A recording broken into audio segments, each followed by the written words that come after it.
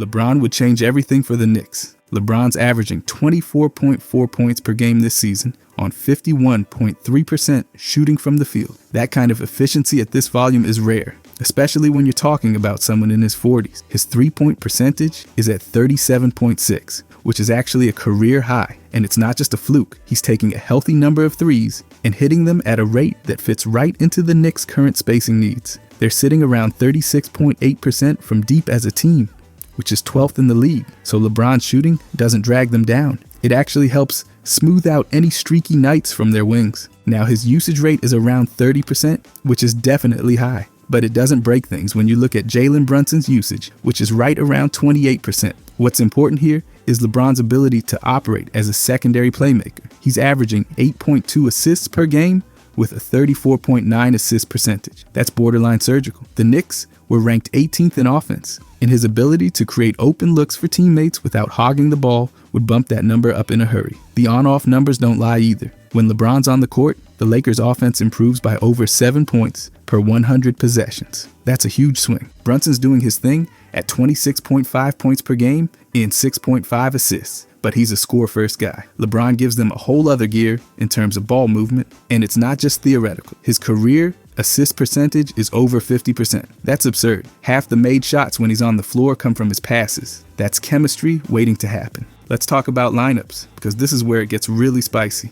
If they go small, throw LeBron at power forward and run OG at small forward. That setup lets them switch on pretty much everything. It opens up the transition game too, where they're already 4th in fast break points. Add LeBron's outlet passes to that, and you're looking at easy buckets all day. If they go big, put LeBron next to Mitchell Robinson. Robinson's blocking 2.1 shots a night and anchoring the paint, which gives LeBron freedom to freelance on defense. That combo would be a nightmare for any team trying to score inside. And speaking of defense, LeBron's still bringing it. He's guarding all 5 positions and holding guys to 42.1% shooting when he's the primary defender. That's legit. The Knicks already had the 3rd best defense in the league, so they're not exactly starving on that end. His defensive real plus-minus is plus 1.2. That's still above average for forwards, even if it's dropped from his prime years when it was over 4. Sure, he's not what he was in 2013 and when he was flying around and swallowing guards whole, but he's smarter now. He knows where to be and when to switch. And that fits into Brown's rotation-heavy scheme. He's not going to be a liability. He's a puzzle piece that actually fits. Now everyone knows he's cooked at Madison Square Garden. Over 45 regular season games, he's putting up 30.2 points, 7.9 rebounds, and 7.6 assists. That's not cherry-picked. That's decades of torching the Knicks under those lights. And don't forget the 50-point game in 2008 or the 52-point triple-double in 2009, even though it was adjusted later. And in the playoffs, when he swept the Knicks in 2012, he averaged 29 points, 7.3 rebounds, and 6 assists. The guy doesn't shrink in the Garden. If anything, he gets louder. He even met with the Knicks in free agency back in 2010 and called Madison Square Garden his favorite arena. So for anyone thinking the stage might be too big or that the pressure might mess with his production, nah. This is a guy who thrives in that environment. There's also LeBron's no-trade clause, which means he has to sign off on any move. That actually works in the Knicks' favor. If he agrees, he's not just showing up to collect checks. He's invested, and that means a lot when you're trying to make a deep run. And let's not gloss over how they performed in 2025. The Knicks made it to the Eastern Conference Finals before losing to the Pacers. They were close, but they didn't have a guy to close games out consistently. LeBron's averaging 21.4 points, 7.8 rebounds, and 8.2 assists in the playoff. That's exactly the kind of profile they were missing. He's someone who can slow things down, control the tempo, and hit the dagger when the pressure's on. The Eastern Conference is also more wide open than people think. The Cavaliers won 64 games, but their roster's young and untested in big moments. There's no super team waiting in the wings. It's all about who peaks at the right time. So with LeBron on board, the Knicks aren't chasing pipe dream. They're plugging in a proven producer into a system that's already working. They're not hoping he turns into something he's not. They're just asking him to be what he already is: efficient, versatile, and consistent. Even with the age factor, LeBron's still more productive than most players in their prime. His player efficiency rating is 22.7, well above the league average of 15. He's got 7.7 win shares already this season, which puts him in the top 20 across the league. These aren't sentimental numbers. They're the cold, hard facts of a guy who's still shaping wins. This isn't about some fantasy scenario where he's dunking on everyone or playing 40 minutes a night. It's about letting him slot into a team that's already clicking and giving them the edge in the matchups that really matter. It's about what his presence on the floor does to the other team's defensive plan. It's about how he can shift the gravity of the court just by walking onto it. That's what makes this trade more than just hype. There's substance behind every angle: fit, finances, performance, and playoff history. The numbers are saying what the highlight reels don't have to. This isn't about nostalgia. It's about a top 20 producer who's still racking up wins and running offenses like a conductor. But let's talk about how he'd fit with Brunson specifically. Brunson's got the clutch gene hardwired into his DNA. He averaged 5.6 points in clutch situations this past season, shooting a wild 51.5% from the field when the game was within 5 points in the final 5 minutes. That ranks him as one of the most reliable closers in the league.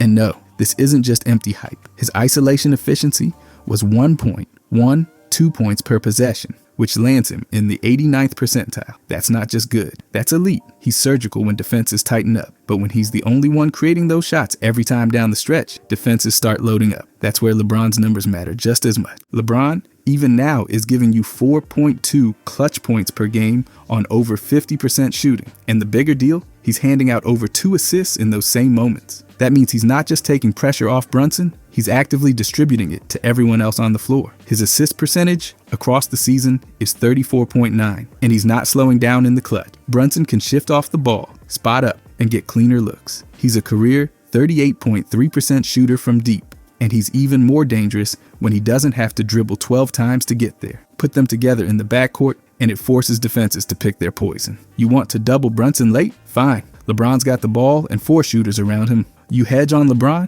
Brunson's ready to pull up or cut off the weak side. It's chaos for opposing teams. It's a constant shell game where 1 mistake equals 2 points. Now look at the spacing. The Knicks are already ranked 12th in the league in 3-point shooting at 36.8%. That's solid. Add LeBron's 37.6%, his career high, and suddenly you're not worried about the floor shrinking when they're out there. You've also got Bridges hovering at 40.1% from deep, OG at 38.7%, and Mitchell Robinson basically living at the rim with a 73.6% field goal rate in the paint. That's a 5-out offense with rim gravity and shooters who stretch defenses. LeBron and Brunson operating in that space is borderline unfair. And yes, LeBron's 30.3 usage rate is high, but Brunson's usage is right behind at 28.1. It might look top heavy on paper, but it works when you break it down. LeBron already made this model work in Miami. Back then, LeBron was sitting around 31% usage and Wade was around 29%. What made it work? Off-ball movement. Wade's cutting average 1.12 points per possession. That's efficient. Brunson's right there too. He's putting up 1.18 as a spot-up guy. The blueprint exists. It's not new. LeBron can toggle between on-ball initiator and decoy like a veteran chess player. Defensively, there's a trade-off here, but it's not a bad one. LeBron's still versatile. He's guarding every position, and opponents shoot just 42.1% when he's matched up as the primary defender. That adds real value to the Knicks, who already had the 3rd-ranked defense in the league, but the beauty of his fit is that his intelligence does the heavy lift. His real plus-minus on defense is plus 1.2, still solid. His lateral quickness has dropped off, which you'd expect at age 40, but he's averaging 3.4 deflections per 36 minutes. He knows where to be and when to rotate. He sees the floor like it's in slow motion. Now compare that to Brunson's defense, which, let's be honest, is the one part of his game that gets picked on. Opponents shoot 47.8% against him, and that's in the 25th percentile. He struggles against bigger guards and gets hunted in switches. That's not changing, but LeBron's presence helps cover that up. With his rotations, communication, and size, LeBron turns defensive mismatches into manageable switches. The Knicks already have a switch-heavy scheme, and sliding LeBron into that just gives it more punch. And when you dig into the lineup numbers, it gets even better. The Knicks' best 5-man lineup this past season, Brunson, Bridges, OG, Towns, and Robinson, was posting a plus 12.3 net rating. Now swap Towns for LeBron. Based on estimated player impact metrics, that lineup would clock in around plus 14.1. That's because LeBron brings a higher offensive box plus minus, sitting at plus 4.3. That's value baked into every possession, not just when he's scoring. And if you're like me, the NBA offseason is your time to recharge. But while the games slow down, your goals shouldn't. That's why I've been using Factor. Factor makes it insanely easy to eat clean with meals that are ready in just 2 minutes. No chopping, no dishes, just heat and go. I've been crushing their spicy turkey poblano bowl and blackened salmon. They're legit restaurant quality Every meal arrives fresh, never frozen, and it's all delivered straight to your door. So instead of wasting time in the kitchen, I've got more time to work, chill, or dive into free agency rumors. Factor has over 45 weekly meals to pick from. Whether you're all about protein plus, calorie smart, keto, or just want to eat better, they've got you covered. They've also got snacks, smoothies, breakfasts, and even desserts. It's everything you need to stay on point all day long. Get started at factormeals.com/modernjam50off and use code ModernJam50off to get 50% off, plus free shipping on your first box. That's code ModernJam50off at factormeals.com/ModernJam50off for 50% off plus free shipping. Thank you to Factor for sponsoring. Let's talk on-off impact. With LeBron on the court, the Lakers' offense improved by over 7 points per 100 possessions. When Brunson's out there, the Knicks' offense ticks up by 5.8. Put them on the floor together, and you're staring at a projected offensive jump that could crack plus 10 points per 100 possessions. That's not fantasy. That's based on what each player has already shown they can do. It puts them in top 3 territory across the league in offensive efficiency. In the playoffs, the numbers tighten, and Brunson still delivered. He averaged 29.9 points and 6.8 assists. LeBron, even in his 40s, averaged 21.4 points and 8.2 assists. He was also responsible for 62.3% of his team's assisted field goals in the postseason. That's a giant number. It shows he's still orchestrating the offense when it matters. And then you drop Brunson's 43-point explosion in Game 1 of the Eastern Conference Finals into that mix, and you've got two guys who don't shy away from the spotlight. They absorb it. And while the trade needs LeBron's approval due to the no-trade clause, that's not some random speed bump. He already met with the Knicks in 2010 and publicly said Madison Square Garden is his favorite arena. If he greenlights the deal, he's not just playing out the string. He's coming in with purpose. This pairing is also uniquely positioned in history. No duo in league history has ever combined for over 50 points and 15 assists per game, while one of them is age 40. LeBron and Brunson could become the first to do it, and it wouldn't be some gimmick stat either. It would be earned through possession-by-possession production, through hard decisions, late clock reads, and mismatches created by two elite-level scorers who are just as dangerous when they don't have the ball. Brunson benefits the most here. He doesn't have to grind for every shot anymore. He doesn't have to dribble out the clock or get hunted on every possession in crunch time. He gets to pick his spots, leverage his efficiency, and punish the third best defender instead of always drawing the first. He becomes even more lethal by doing less. Meanwhile, LeBron gets a system that plays to his strengths. He's not asked to carry the entire offensive load. He's stepping into a team with real spacing, real rim protection, and a coach who builds schemes around toughness and discipline. It's not a glamour role, it's a tactical fit. LeBron's playing 35.7 minutes a night this season already. That's a lot for anyone, let alone someone 2 decades into their career. So the team's going to have to find ways to rest him without the entire thing collapsing. But even with that, the upside is too loud to ignore. You're not just stacking names. You're layering skill sets that fit. You're lining up strengths where the other has gaps. Brunson gives you scoring stability and late-game firepower. LeBron gives you vision, control, and the kind of experience that makes those last 5 minutes feel slower than they actually are. Together, they don't just complement each other. They solve problems the other can't. This isn't about making the Knicks cool. This is about making them better. The metrics are there. The spacing works. The usage rates overlap without conflict. And the production says it's not theoretical. It's real. Brunson and LeBron together aren't some highlight package. They're a numbers-backed blueprint for what a deep playoff run can look like when elite talent fits into the right system. But let's talk about LeBron and OG. OG's defense is already elite, and pairing him with LeBron would take that to another level entirely. In the 2025 playoff, OG did something only one other player in league history has done, LeBron himself. Over that stretch, OG had more than 40 made threes, over 35 steals, and at least 20 blocks. That kind of stat line isn't normal, and it's not fluky. It means he was active everywhere, on the ball, off the ball, in transition, and at the rim. During the regular season, OG held opponents to just 42.1% shooting when he was the primary defender. That puts him among the league's very best on-ball wings. And his defensive Raptor score was plus 3.2, which ranked top 5 among all forwards.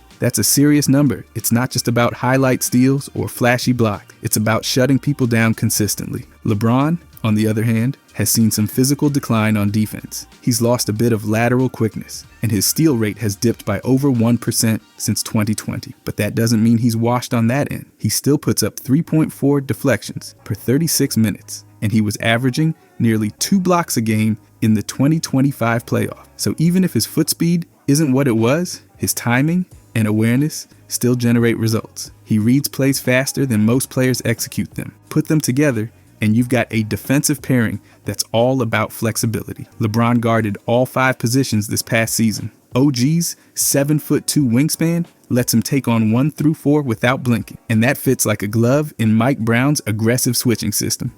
The Knicks were 3rd in defensive efficiency this past year, and adding LeBron doesn't just maintain that, it expands it. Now you've got 2 defenders who can rotate, switch, and communicate without scrambling the whole unit. On the offensive side, the synergy holds up. OG shot 38.7% from deep this past season, which is right in line with his career average of 37.5. He put up 18 points per game mostly as a catch-and-shoot guy and a cutter. That's ideal for playing next to LeBron, who's all about the drive and kick game. When LeBron collapses the defense, he needs someone in the corner or on the wing who can make teams pay. OG fits that mold perfect. OG also posted 1.18 points per possession as a spot-up shooter, which lands him in the 89th percentile league-wide. That's not some average wing out there. That's a sniper who doesn't need the ball to score. He just has to be in the right spot. And LeBron's 34.9% assist rate means he's going to find him. The two-man data with Brunson and OG is already wild. They posted a plus 23 net rating in over 500 minutes together, which was the best two-man rating in the entire league, with that many minutes logged. Now imagine dropping LeBron into that mix. He's averaging 8.2 assists per game, and he's not hunting for his own stats. He's always been about creating better looks for the guys around him. A lineup of Brunson, Bridges, OG, LeBron, and Mitchell Robinson would be a nightmare to guard. You've got spacing at every wing spot, elite rim finishing, and 2 playmakers who can break down defenses without turning the ball over. Stat projections say that lineup would have a net rating of plus 14.1 based on player impact metrics. That's not a guess. That's calculated from real offensive and defensive value added. And then there's the historical context. Back in 2018, LeBron faced OG in the playoffs when OG was still young, and defending LeBron was his main assignment. Over that 4-game sweep, LeBron averaged 34 points, 11 assists, and over 8 rebounds while shooting 55% from the field. That's domination, but it's also important to look deeper. OG held him to just 16.7% shooting from deep in that series. That means OG made him uncomfortable out on the perimeter. LeBron just countered with nearly 68% shooting on drives. It's a clear example of both players executing their roles at a high level. OG was doing his job. LeBron was just being LeBron. Now, years later, they're not on opposite ends. They'd be teammates. OG's improved dramatically since then, and LeBron's evolved into more of a hybrid creator. Their fit now is better than it would have been even a few years ago, and it's not hypothetical. The advanced metrics are shouting it. When OG's on the floor, the Knicks' offense improves by 8.2 points per 100 possessions. That's the best offensive on-court impact in the league among all players with at least 1,000 minutes. That means his presence directly raises the efficiency of everything happening on the court. He's not just spacing, he's driving impact. Defensively, the Knicks allowed only 104.3 points per 100 possessions when OG was on the floor. That is elite. That is equivalent to the number 1 defense in the league. He turns normal lineups into elite ones just by stepping onto the court. Now stack that with LeBron's on-off numbers. The Lakers' offense improved by over 7 points per 100 possessions with him out there. His true shooting percentage in the playoffs was 57.9. That kind of efficiency still adds major value, especially in the half court where the Knicks need someone who can slow the game down and still score or find shooters. Now let's talk transition, because LeBron's still one of the best in the league at generating points on the break. He led the league in fast break scoring with 4.8 points per game. That's a category where the Knicks have needed juice. They ranked near the top in fast break opportunities, but struggled converting them efficiently. That's where LeBron's vision, outlet passing, and power in the open floor flipped the script. OG's cutting also fits here. He averaged 1.25 points per possession as a cutter, which is elite. He doesn't just wait on the perimeter, he dives into space. And that helps LeBron too, because he doesn't have to drive into a clogged lane or create from nothing every time. He's got targets moving off the ball, and that's where he thrives. What's even more telling is the historical overlap between these two. They're the only two players to ever put up the combination of stats they did in the 2025 playoffs. Over 40 made threes, 35 or more steals, and at least 20 blocks. That combination speaks to high usage on both ends of the court. It means they're not just specialists. They're involved in everything. And yes, there's the wear and tear. LeBron played 35.7 minutes per game this past season. But the payoff is clear. You get a playmaker who opens up your entire offense and adds flexibility to your already elite defense. The play style works. OG doesn't need the ball. He scores efficiently without dribbles. LeBron needs teammates who stay ready and make smart cuts. That's what OG does every game. There's no conflict in role. There's no battle for touches, just synergy. And when you put that together with Brunson's steady scoring and Bridges' spot-up shooting, you've got a core that scores efficiently, rotates defensively, and wins playoff games. This isn't some fantasy build. This is a stat-driven path to a contender. The biggest number might be that plus 23 net rating from Brunson and OG. That's what happens when guys with complementary skills click. LeBron doesn't mess that up. He raises it. He fills in the gaps, turns good into great. It's not about flash or legacy anymore. It's about fit. And in that respect, LeBron and OG fit like two puzzle pieces cut from the same machine. But let's talk about LeBron with Mike Brown. LeBron and Mike Brown already have a long and statistically rich history together. And that history isn't built on vibes or nostalgia. It's built on cold, hard efficiency. Back when Brown coached LeBron in Cleveland from 2005 to 2010, the Cavaliers made the finals once, won 66 games in the regular season, and LeBron took home back-to-back MVPs. Under Brown's coaching, LeBron averaged 28.4 points, 7.6 rebounds, and 7.2 assists per game. Those numbers weren't inflated by system gimmicks. They were the result of a team structure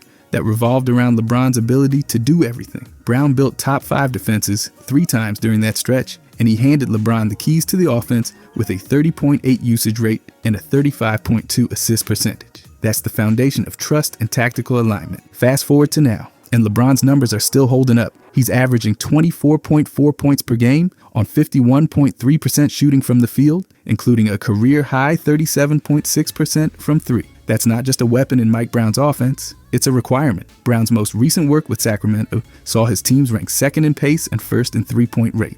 He builds systems that prioritize spacing, ball movement, and decision-making. That style matches perfectly with this version of LeBron, who thrives when the floor is open and the tempo is high.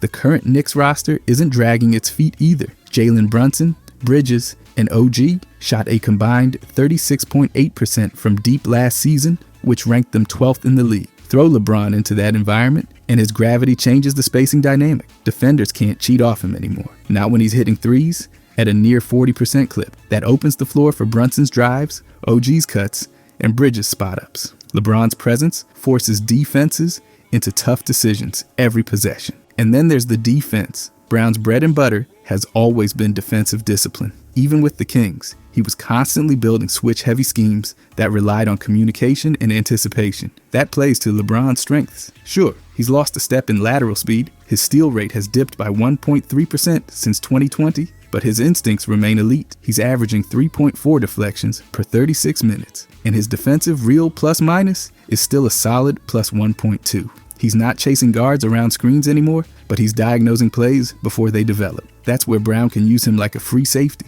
roaming the back line, jumping passing lanes, and covering up mistakes with his timing. In the half court, LeBron's playmaking still dominates. He's averaging 8.2 assists per game with a 34.9% assist rate. Brown's offenses work best when there's one brain running the machine. That used to be LeBron. More recently, it was De'Aaron Fox. Brunson is next in line with a usage rate of 28.1. Some people will scream about conflicting roles, but there's enough data to show it works. LeBron's assist percentage and his ability to work without monopolizing possessions allows for dual playmaker. Brunson isn't a volume passer. He's a scoring guard who can thrive off the ball, especially when he gets catch and shoot look. He's putting up 1.18 points per possession as a spot-up shooter. That's a better fit than people realize. And let's not pretend this is some mystery. We've seen Brown coach LeBron to a plus 12.4 net rating in their best season together. The blueprint is there, and the tools in New York are actually more developed than what Brown had in Cleveland. There's more spacing,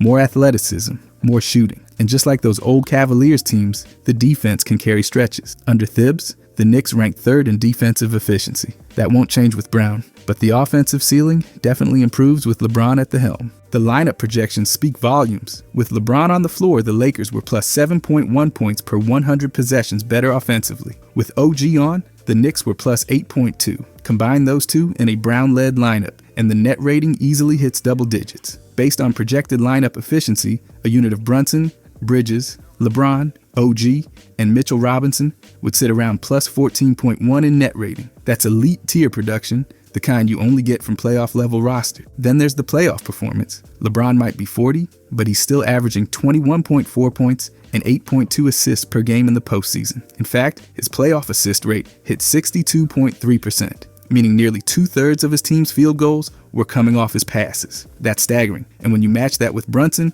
who averaged nearly 30 points per game and shot over 51% in clutch situations, you get a closer duo with actual versatility. Brunson doesn't have to cook from the top of the key every time. LeBron can create, collapse the defense, and kick it to Brunson with space. The clutch numbers back it up. Brunson scored 5.6 points per game in clutch time last season on 51.5% shooting. He was the league's most reliable closer. LeBron was right behind with 4.2 points on 50.8% shooting. But with more playmaking, he dished out 2.1 assists per game in those moments. The combination gives Brown two different levers to pull in crunch time, one with scoring precision, the other with defense reading IQ, and Brown knows exactly how to use LeBron. In Cleveland, he built the system around LeBron's strengths: ISO creation, drive and kick, high usage, and switch-heavy defense. It wasn't flashy, but it won games. Now, with more shooters and better tempo, Brown doesn't have to overload LeBron. He can let him toggle between being the main guy and the connector. That's exactly what worked in Sacramento with Domantas Sabonis and De'Aaron Fox. The offense didn't stall because playmaking was spread across the court.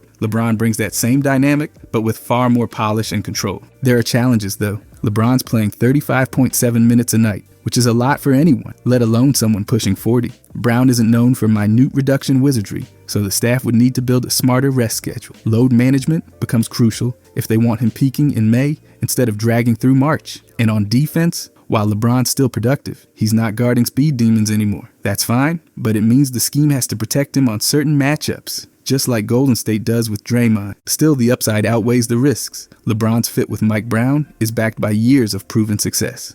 Brown understands how to maximize LeBron's passing and shooting. LeBron already knows the discipline and detail Brown demands on defense. There's mutual trust, and they've both evolved. Brown has added more offensive motion and pace since the Cleveland days. LeBron's refined his perimeter game to become more efficient without needing 35% usage every night. And this Knicks roster, it's tailored for this type of integration. Brunson can play on or off the ball. Bridges spaces the floor and defends multiple positions. Robinson protects the rim. And if they keep OG, it's just another elite defender who doesn't need the ball to matter. Every piece around LeBron fits into a system that values movement, spacing, and defensive accountability. That's what makes this potential reunion so sharp. It's not about recreating the past. It's about applying what they've already done to a better roster in a smarter offensive framework and with clearer championship intention. Brown and LeBron aren't trying to run it back. They're trying to finish the job with the right tools this time. And the numbers keep pointing to one conclusion. This pairing isn't some sentimental reunion. It's a calculated move that combines elite playmaking, proven coaching synergy, and a roster ready to stretch the East. LeBron's not just fitting into Brown's system. He's amplifying it. He's expanding what the Knicks can do in transition, in the half court, and in the final 5 minutes of a close playoff game. No coach has ever won more regular season games with LeBron than Mike Brown. That's 272 wins. And with this Knicks team, they could push that number higher. Not by chasing ghosts, but by using every number, every possession, and every game to win in the present. That's what LeBron and Brown do. They adapt, they execute, and they win. If you guys enjoyed this, I'll be posting every day. I genuinely appreciate if you could subscribe. Thanks for watching.